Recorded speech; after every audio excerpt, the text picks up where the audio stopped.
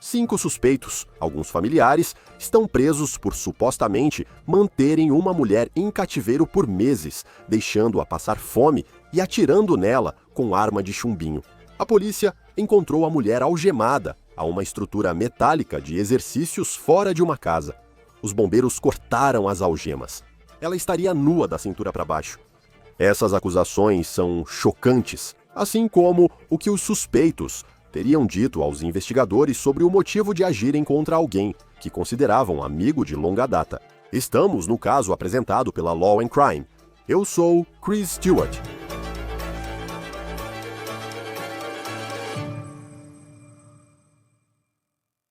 Temos muito a analisar neste caso de Austin, Texas. Por onde começamos? A polícia afirma que tudo começou na quinta-feira com uma cena fora de uma casa difícil de acreditar. Dizem que havia uma mulher acorrentada a um suporte de saco de pancadas, semelhante a um equipamento de ginástica, nua, da cintura para baixo. Agora, aqui está uma foto da casa onde essa mulher estava supostamente do lado de fora, de acordo com o endereço que foi fornecido para nós pela polícia de Austin. Parece ser um trailer, tem uma cerca ao redor. A polícia diz que eles estavam respondendo para ajudar essa mulher. Ela demonstrava sinais de angústia. Ela tinha ferimentos visíveis e disseram que parecia ter sido mantida presa por muito tempo. Agora, espere só até ouvir o que um auto de prisão revelou. Antes disso, vamos explicar como a polícia abordou os suspeitos e quem eles são. Aqui estão as fotos deles na delegacia. São 5 pessoas. A polícia afirma que agentes ajudavam a mulher, supostamente presa ao equipamento de ginástica. Pessoas começaram a sair da casa, entre elas, Michelle Garcia, 51 anos, suposta avó da família. Ela tem 2 filhas que estavam na casa, Crystal Garcia, 21, e Mashi Carney, 32. Atualmente, o marido de Carney é Juan Pablo Castro. E você ainda tem um amigo da família chamado Maynard Lee Favors. Todos enfrentam acusações. Os detalhes desse depoimento de prisão são simplesmente bizarros. O Austin American Statesman, o grande jornal de Austin, foi o primeiro veículo a publicar os detalhes desse depoimento. Então vamos analisar isso. Este depoimento diz que Michelle Garcia, a avó, supostamente disse à polícia que começou a algemar a vítima do lado de fora há meses. Ela diz que fez isso porque a mulher ia ao banheiro à vista dos vizinhos do lado de fora. A vítima afirmou que estava sendo contida porque não podia sair.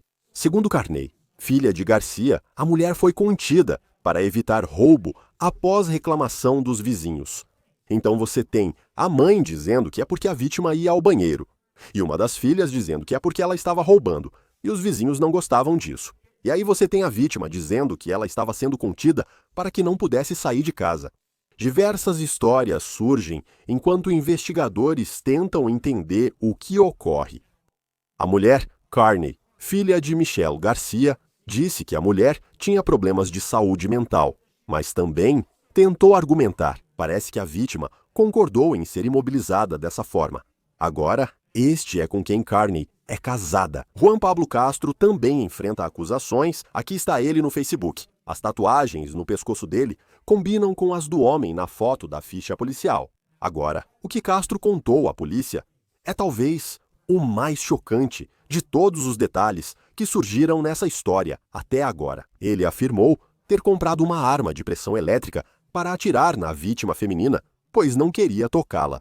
E ele disse que perseguia a vítima pelo quintal, atirando nela com chumbinhos, de acordo com o documento policial. A vítima, na verdade, supostamente tinha um chumbinho no olho quando os médicos a examinaram. Castro também disse, abre aspas, eu odeio essa mulher pra caramba, ao falar sobre a vítima. Agora, tudo isso foi supostamente dito à polícia, depois que eles encontraram essa mulher amarrada a esse suporte de saco de boxe, do lado de fora da casa, e ela estava nua, da cintura para baixo. Depois, os investigadores escreveram que essa família, essas 5 pessoas, supostamente criaram uma rotina para essa mulher. Agora, de acordo com o depoimento de prisão, a mulher foi mantida em estado de fome. Ela supostamente recebia apenas um prato de comida por dia e era no jantar. E ela dormia do lado de fora. E ela era algemada naquele suporte, com os 2 pulsos presos atrás das costas. Michelle Garcia, avó, teria dito aos investigadores que alimentava a mulher só uma vez por achá-la, abre aspas, gordinha. Segundo o depoimento de prisão, a polícia afirmou que a vítima aparentava desnutrição. Agora, a mulher disse à polícia que se meteu em problemas na noite anterior a ser encontrada do lado de fora, e foi então que ela foi algemada ao suporte. Fazia cerca de 40 graus naquela noite em Austin. Segundo a polícia, havia 3 crianças na casa que agora estão sob custódia do Estado. Uma das crianças tinha só 4 anos. Nas redes sociais de Castro, ele aparece em fotos com 2 crianças. Segundo registros judiciais online, os 5 suspeitos agora respondem por sequestro agravado em primeiro grau, agressão agravada com arma letal, identificada como chumbinho, lesão corporal em idoso ou pessoa com deficiência e restrição ilegal. Fiança dos suspeitos foi de $300 mil. De novo, tantas perguntas nessa história. É bizarro, mas também muito trágico. Não sabemos o que mais ocorreu na casa. Muitos detalhes ainda não foram revelados sobre como isso aconteceu. Não sabemos a idade da vítima, nem outras informações, além de que ela teria sido abusada. A polícia mantém a identidade deles em sigilo. Agora, para comentar o caso, está o detetive aposentado do Departamento de Polícia de Nova York, Tomé Smith, co-apresentador do podcast Gold Shields. É sempre bom ter você no Law and Crime. Você sabe, eu não costumo xingar neste programa, mas quando li essa história, foi tipo, que pio é essa? Eu nem sei por onde começar. Acho que o que mais te chamou a atenção, tipo, só de ler isso? Porque, para ser sincero, eu li essa notícia várias vezes porque parecia simplesmente tão bizarra. E simplesmente não é. Não pode ser real, mas é. Mas, de acordo com a polícia, é sim. Quero dizer, essa foi a primeira coisa. Você acertou em cheio, Chris. Eu li 2 ou 3 vezes para ter certeza de que não era um roteiro de filme. Era simplesmente bizarro assim. Mas para responder à sua pergunta sobre o que foi, a primeira coisa que me chamou a atenção foi como tudo foi explicado facilmente pelos autores. Era simplesmente uma coisa, não estava escondido. Eles não tentaram encobrir. Assim que foram pegos, desistiram e contaram o que fizeram, como e por quê. E é um dos casos mais bizarros e horripilantes que já fizemos, sabe, juntos no seu programa. Mas eu li há muito tempo. Porque também existe esse lado. E claro, você quer que os suspeitos confessem para garantir justiça à vítima. Mas é como explicar de a arma de chumbinho. Só parecia estar deixando tudo claro, mas também há algumas diferenças em relação ao motivo pelo qual essa pessoa supostamente foi mantida contra a vontade. Eu sei, a avó disse.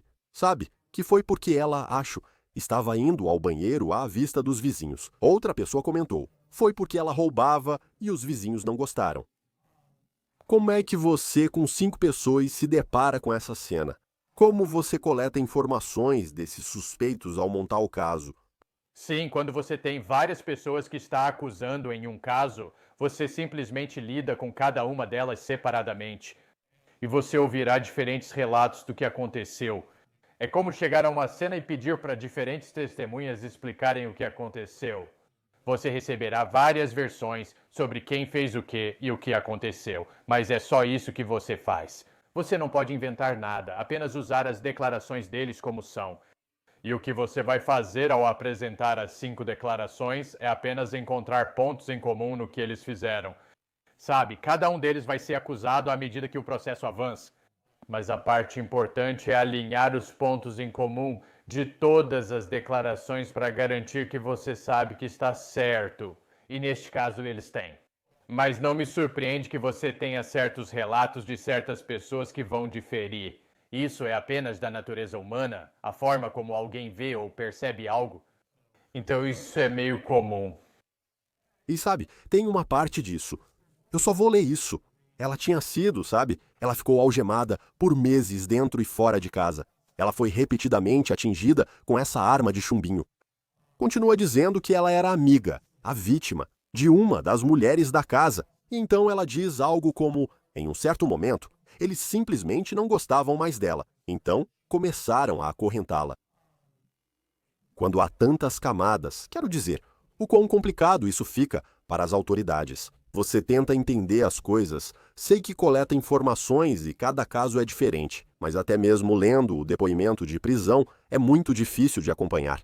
E talvez, parte disso, seja porque é simplesmente chocante. Mas tipo, como você realmente descobre a narrativa especificamente? Isso é o que aconteceu. Mesmo com 5 pessoas, ou 6 contando a vítima, todas contam histórias bem diferentes. Com certeza. Você sabe o que fazer, o lado positivo desse caso, apesar de serem poucos. Bem, você sabe ela está bem e foi salva, mas você tem os autores do crime, então não há pressa para fazer nada. Você os pegou, agora só precisa seguir uma linha do tempo que vai construir. Eles vão fazer isso primeiro. Quando começou, onde está o meio e como terminou, você preencherá as lacunas ao chegar à linha do tempo dos acontecimentos. Isso será impulsionado pelas declarações dessas pessoas. Mas eu acho que o mais importante vai ser a vítima, porque ela vai apresentar os períodos de tempo e o que cada pessoa fez. Eles vão tentar culpar uns aos outros, apontar quem fez pior ou quem começou. Isso é comum entre vários autores quando há mais de um envolvido.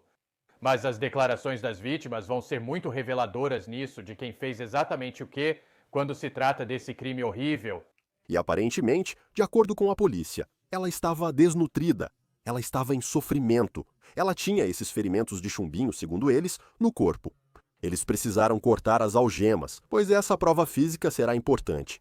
O que mais te chama a atenção nessas evidências físicas? Porque quando você está montando um caso, você vai ter a vítima dizendo uma coisa e vai ter, sabe, o suspeito dizendo outra. Qual será o papel das evidências físicas na acusação desses suspeitos? Ah, você baba. Ter o DNA, como todo caso hoje, ele é sempre importante. Então, a pessoa vai à loja e compra a arma de chumbinho, entende? Então, isso vai ser uma grande parte do motivo dele e do que ele queria fazer. Quando se tratou disso, quando se tratou dessa vítima, então tudo isso vai ter um papel nisso. Compraram algumas coisas. Sabe quem comprou o quê? Então, essas vão ser coletas de evidências que os detetives vão fazer de forma metódica. Como eu disse antes, agora está tudo diante deles. Então, é só analisar nas contas bancárias deles, imagens de câmeras em lojas, redes sociais, tudo isso. As comunicações entre os 5 indivíduos vão ser muito importantes nesse caso.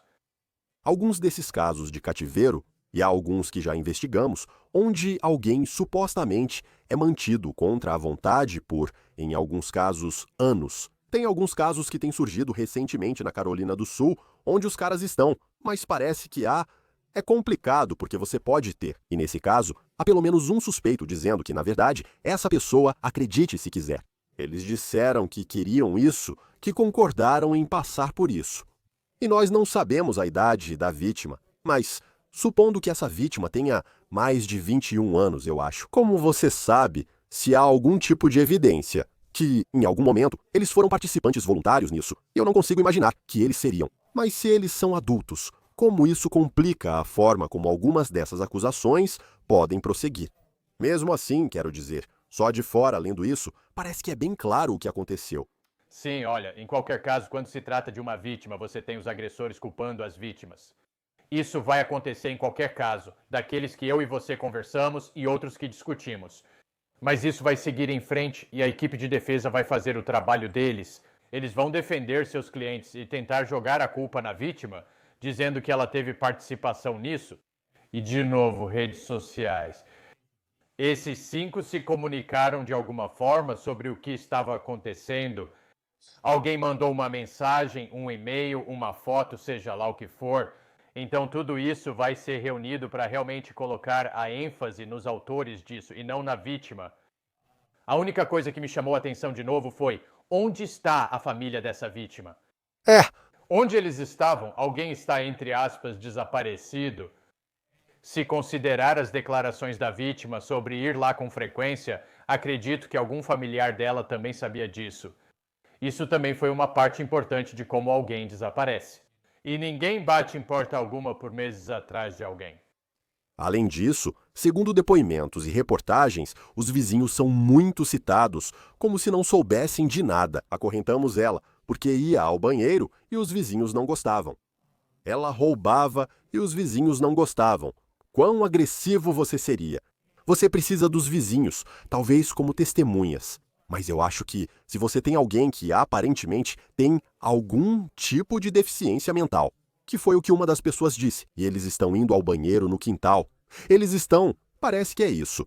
Onde estavam os vizinhos para denunciar qualquer uma dessas coisas? Porque simplesmente não faz sentido. Quer dizer, em toda a família, cada família, sabe? Todo mundo tem dinâmicas familiares diferentes. Parece que, pelo que está sendo descrito, isso era algo aberto, e ninguém falou nada sobre isso por meses. Sabe, no começo você meio que aceita pelo valor de face. Sabe, as ações da vítima estão perturbando os vizinhos. Isso pode ser, sabe, só uma desculpa que os autores inventaram para justificar o que fizeram. Então, sabe, você vai lá e, obviamente, vai me entrevistar. Assim como todo aquele bairro. Todo mundo vai receber uma batida na porta por causa disso. Sobre o que ouviram, o que viram, sabe? Se conhecem essas pessoas. Você sabe das interações que eles tiveram? Não seriam só os vizinhos de cada lado dessa casa. Eu falaria com todo mundo naquele bairro.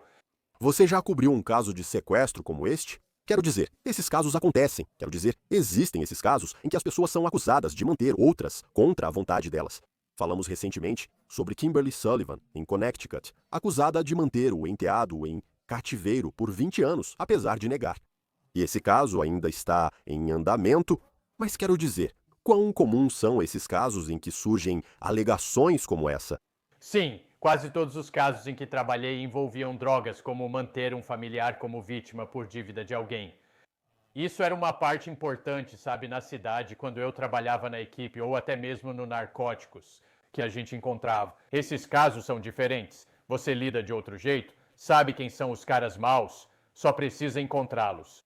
Mas esses aqui, sabe, são simplesmente atos perversos de 5 pessoas que, milagrosamente, têm a mesma mentalidade de machucar alguém. Ninguém se manifestou para dizer, opa, isso talvez não seja uma boa ideia. Todo mundo, sabe, todos eles tinham a mesma mentalidade em relação a isso. E ainda faziam isso diante das crianças que estavam na casa. E as crianças estão contando o que viram. Sabe, especificamente com a arma de chumbinho. E quando a vítima foi atingida pela arma de chumbinho, é um caso absolutamente repugnante. E fico feliz que eles tenham pego todos. E tiro o chapéu para os policiais que chegaram rápido o suficiente para garantir que pegaram a vítima e todas as pessoas ainda estavam lá. A vítima, neste caso, tem problemas de saúde mental, de acordo com um dos suspeitos. E pelo que lemos no depoimento de prisão, a criança de 4 anos, que está na casa, segundo o depoimento também, fez uma declaração. Quero dizer, obviamente os suspeitos também fizeram declarações. Mas no que diz respeito a descobrir o que aconteceu, e à medida que isso avança para uma acusação, a vítima é alguém cuja deficiência mental nós não sabemos exatamente qual é. Isso dificulta montar um caso? Consigo imaginar um advogado de defesa. Eles são pagos para defender seus clientes e poderiam usar como argumento. Ela concordou com isso, mas ela não concordou. Consigo imaginar esse argumento no tribunal. Como você responde sendo da polícia ou da promotoria? Sim, bem, a promotoria realmente precisa fazer um ótimo trabalho trazendo as pessoas certas da área de saúde mental para entrevistá-la, passar por tudo passo a passo e realmente fazer uma avaliação do nível de saúde mental que ela está enfrentando. Isso vai ter um papel importante, como eu disse antes, e você também acabou de dizer, Cris. A equipe de defesa tem um trabalho e fará de tudo para realizá-lo. E os advogados de defesa não estão, você sabe, sujeitos aos mesmos limites morais que eu e você temos. Eles vão atacar a vítima o máximo que puderem, mas vai caber à promotoria fazer dela uma testemunha forte, mesmo com alguns possíveis desafios que ela tenha, mas garantindo que ela sabia de tudo o que estava acontecendo naquela época.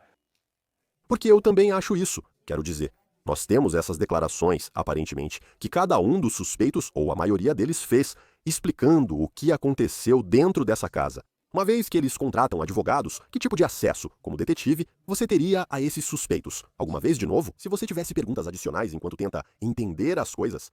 Bem, você não tem. Uma vez que eles contratam advogados, você tem que passar pelos advogados. Então, os detetives, junto com. Porque eles estão, você sabe, agora estão encarcerados. Junto com o promotor, sentariam com os advogados dos autores e filtrariam qualquer pergunta que você tenha. Quem vai entregar quem nesses acordos? Isso vai acontecer, esses acordos serão feitos. Sabe quem teve menos contato com esse indivíduo? Que pode dar um testemunho mais detalhado sobre quem realmente planejou isso ou abusou ainda mais dela? Essas conversas vão continuar e farão parte dessa acusação, sem dúvida. E trabalhando na aplicação da lei. Quero dizer, você vê coisas que sabe que são muito difíceis de ver, para dizer o mínimo, coisas que você sabe. Mesmo com sua experiência, só consigo imaginar essa cena, seja para bombeiros, vizinhos ou membros das forças de segurança. Essa mulher, supostamente acorrentada a um aparelho de ginástica e nua da cintura para baixo, sofreu esse abuso. Quero dizer, como você lida ao ver algo tão incrivelmente perturbador, mas também ter força para separar, interrogar 5 suspeitos e descobrir o que ocorria. Sim, é por isso que a aplicação da lei é um desafio mental tanto quanto é um desafio físico. Porque aconteça o que acontecer, você não pode desver o que já viu. Isso ficará marcado na sua mente e você nunca esquecerá. Você precisa dar um passo atrás, respirar e entender o trabalho a ser feito. Isso inclui acusar com sucesso essas pessoas, conduzir entrevistas e coletar evidências. Então você pode ficar chocado por um tempo antes e até depois, mas no meio disso você tem um trabalho a fazer e eles vão cumprir. Sim, um caso chocante do Texas. Ainda tenho dúvidas. Vamos aguardar os próximos acontecimentos. Detetive aposentado do Departamento de Polícia de Nova York, Tom Smith, co-apresentador do podcast Gold Shields. Prazer tê-lo no Law and Crime. Obrigado por vir. Muito obrigado, Chris. Sempre um prazer. Isso é tudo para o On the Case do Law and Crime. Inscreva-se no YouTube e Spotify. Eu sou Chris Stewart. Nos vemos na próxima vez.